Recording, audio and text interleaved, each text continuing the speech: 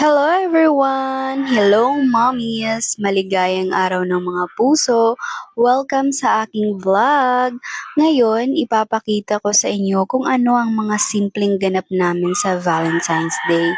Walang fancy-fancy dito ha! Real life lang tayo!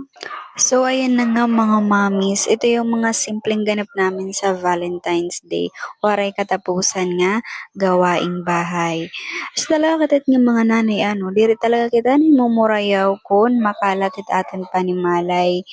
Pero kay nanay man, pero ginsulit ko na tida kay waray mga pasaway, waray hiyunis na kadukan iya lula. So, hangkulop, nagluto kamihin, champurado para amon snack. O, di ba mga mommy, simple la, walang pressure, walang kailangang patunayan, basta't nagmamahalan, charing, at nag enjoy sa isa't isa. Perfect na! Tapos unina magbabardagulan. O, di ba?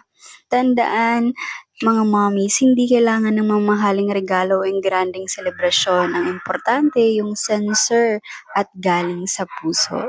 Di ba?